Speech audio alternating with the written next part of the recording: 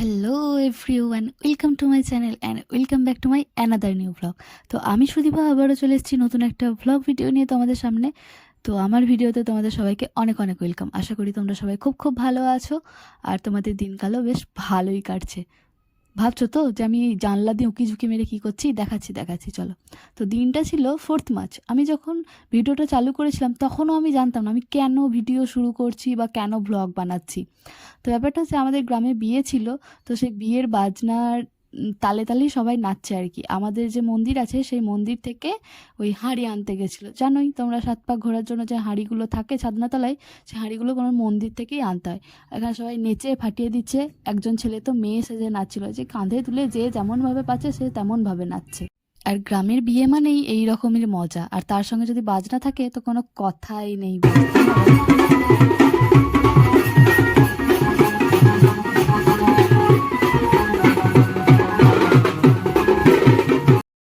এই বাজনার তালে তালে নাচ কিন্তু হেভি লাগে, তাই না বলো? তো আমাদের গ্রামে একটা বিয়ে ছিল, একটা নয় দুটো বিয়ে ছিল। তাদের মধ্যে একটা বাড়িতে যত জোরে জোরে ব্যান্ড পার্টি এরকম বাজানো হচ্ছে, আর একটা বাড়িতে তত জোরে জোরে মাইক বাজানো হচ্ছিল। বাপরে, এসে যা দিন গেছিলো। আর এই যে দেখো, একজন টাকা দিল, তো টাকাটা মন একটা জায়গায় দিল, বুঝতেই পারছো। আরেকজনকে দিচ্ছে, যাকে মানে টাকা দিচ্ছে সেটা হচ্ছে বরের দাদা আর কি, মানে যার বিয়ে। ব্যাপারটা হচ্ছে এই দুজনেই কিন্তু আমার বন্ধু ছিল। একজন একটু বড়, যাদের ব্যান্ড পার্টি, আর একজন যে ছিল সে আমার থেকে 21 দিনের ছোট। আমি শুধু ভাবছি যে ছেলে হয়ে এরা বিয়ে করে নিল আর আমি কি করছি। যাই হোক, আমার চুলের অবস্থা এত সুন্দর ছিল দেখতেই পেলে, যার জন্য আমি চুলটাকে আঁচড়াচ্ছিলাম। আর উঁকি ঝুঁকি মেরে মানে ওই দিক দিয়ে দেখছি যে ব্যান্ড পার্টিটা এখনও যাচ্ছে তো ওখানে সবাই গেছে বাড়ির, আমি আর যাইনি আলাদা করে দেখতে। নাচ দেখতে ভালোই লাগছিল। আর ওই যে যে নাচ ছিল, সে একটা ছেলে ছিল, সে মেয়ে সেজেছে। তো এই আর কি, সবাই হাসি মজা খুব করছিল। আর বিয়েতে তো এরকম মজাই হয়। কিন্তু সত্যি আমি তখনও জানতাম না যে আমি ভিডিওটা যে শুরু করেছি, মানে ব্লগটা যে শুরু করেছি, সেটা কী জন্য করেছি, কেন করেছি। আর তখন বাজছিল বিকেল 5:30। তো ওই সময় কেন ভিডিও শুরু করলাম, কী জন্য শুরু করলাম, কিছুই জানি না। যাই হোক, চুল টুল বেঁধে নিয়ে একদম বেশ ফিটফাট হয়ে এবার আমি দেখছি ওয়েদারটা একটু মেঘলা মেঘলা ছিল, বৃষ্টি হলেই হয়, কিন্তু বেশ সুন্দর। আর আমাদের ঘরে গাছগুলো দেখছো কী সুন্দর সেজে উঠেছে। তো এই গাছটা একদম কেটে মানে ছেঁটে ফেলা হয়েছিল, আবার নতুন করে পাতা গজাচ্ছে। কিন্তু এই যে এত সুন্দর আমাদের বাড়ির পরিবেশ, এত ফুল গাছ, নানা রকম গাছ, ঘাসপালায় ভর্তি। তো এই বাড়িটা বা এই পরিবেশটা যে কয়েকদিন পর পাল্টে যাবে সেটা আমি তখনও অবধি জানতাম না। পরিবেশ পাল্টে যাবে বলতে আমাদের বাড়ির ভুল বদল হয়ে যাবে একদমই। সেই কারণটা কি বা কেন, সেটা আস্তে আস্তে ক্রমশ প্রকাশ্য এর পরের ভিডিওগুলোতে আরও দেখতে পাবে। তবে হ্যাঁ, এই ভিডিওগুলো অনেক দিন আগের, 1 মাস আগের, আমার কোনো কারণে ছাড়া হয়নি। আসলে এই বছরের শুরু থেকে যে ভিডিওগুলো করা হয়েছে, 1 জানুয়ারি থেকে শুরু করে, সেই কোনো ভিডিওই দেওয়া হয়নি। তো এখানে সব গাছে দেখলে নানা রকমের, লঙ্কা গাছে লঙ্কা ধরেছে, ফুল গাছে ফুল ধরে আছে, টমেটো গাছেও ফুল এসছে। আর এই দৃশ্যটা দেখো, জাস্ট অসাধারণ, তাই না? এই যে একটা মথ বোধহয়, যেটা ফুল থেকে মধু খাচ্ছে, কি সুন্দর। তারপরেই একটু পরে বর্দা আমাকে ডাক দিচ্ছে, তাড়াতাড়ি এই শুনে যা, একটা জিনিস আছে, একটা জিনিস নিয়ে এসেছি, দারুণ জিনিস। আমি তো ভাবছি কি না কি পড়ি কি মরি করে ছুটছি। তো গিয়ে দেখছি ও এক বান্ডিল বিয়ের কার্ড। আরে হ্যাঁ, ঠিকই বুঝেছো তোমরা, বিয়ের কার্ড। কিন্তু কার বিয়ে, বাড়িতে বিয়ে লেগে গেল যে, তাই জন্যই তো বাড়ির ভুল বদল হবে। কিন্তু বিয়েটা কার বলো তো, সেটা একটু সাসপেন্স থাক। তবে তোমরা কি কোনো গেস করতে পারছো?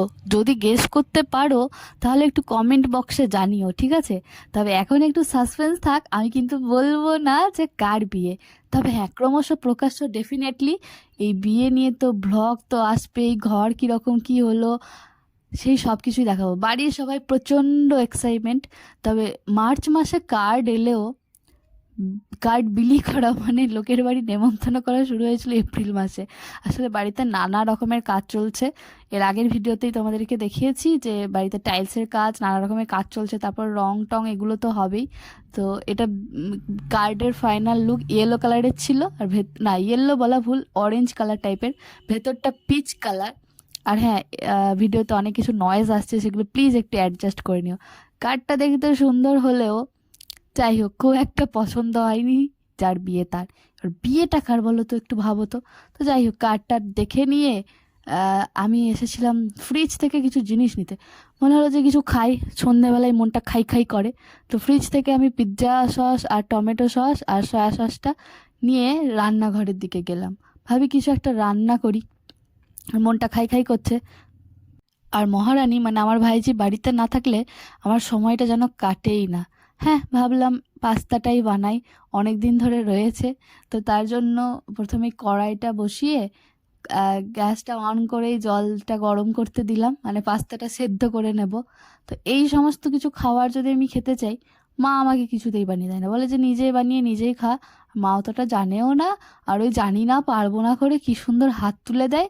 আমি নিজেকেই করতে হয়, যাই হোক আমি নিজে নিজেই করি। তবে হ্যাঁ, রান্না করতে আমার তো বেশ ভালোই লাগে। এই রান্নাগুলো সবাই সাদা তেল দিয়ে করে ঠিকই, কিন্তু আমি সর্ষের তেল দিয়েই করি। আবার সাদা তেল খুঁজবো, ওটা তো একটা বোতলে থাকে, সেই বোতল থেকে ঢালবো, আর ভাল লাগে না। তো যাই হোক, তেলটা গরম হওয়ার পর রসুন কুচি দিয়ে বেশ কয়েকটা টমেটো, সরি, সবুজ মটর ছিল, সেই মটরশুঁটিগুলোও দিয়ে দিলাম, তারপর পেঁয়াজ দিয়ে দিলাম। জানি না পাস্তা থেকেও মটরশুঁটি দেয় কিনা, তবে ওটা তো তখন বেশ একটু শীত ছিল, খুব একটা গরম তো তখন পড়েনি। তারপর কাঁচা লঙ্কাগুলো দিয়েছিলাম, তারপরেই পাস্তাটা দিয়ে দিয়েছিলাম আর কি। তো এগুলো দিয়ে ভালো করে নাড়াচাড়া করছিলাম। তো যাই হোক, ঘরে দেখলাম মটরশুঁটিটা রয়েছে, ওই জন্য দিলাম। জানি না কেউ দাও কিনা, তো কেউ দিলে পরে আমাকে জানিও। তারপর ওই যে সয়া সসটা দিলাম, ওটাও কেউ পাস্তাতে দেয় কিনা জানি না, আমি কাউকে দিতেও দেখিনি। তারপর টমেটো কেচাপটা দিয়েছিলাম, এটা অনেকটাই দিয়েছিলাম। তারপরে দিয়েছিলাম পিৎজা পাস্তা সসটা। তবে ভীষণ ঝাল হয়ে গেছিলো জানো, ওই কাঁচা লঙ্কাগুলো না ভীষণ ঝাল ছিল। তার উপরে দিয়েছি পিৎজা পাস্তা সস, এটাও বেশ ঝালই। তা ভীষণই ঝাল হয়ে গেছিলো। তারপর এটা একটু আমি গোলমরিচ গুঁড়ো দিয়েছিলাম, আর একটু আমচুর পাউডার দিয়েছিলাম। সরি সরি সরি, আমচুর পাউডার না, ওটা চাট মশলা, একটু টেস্টটা ভালো আসার জন্য।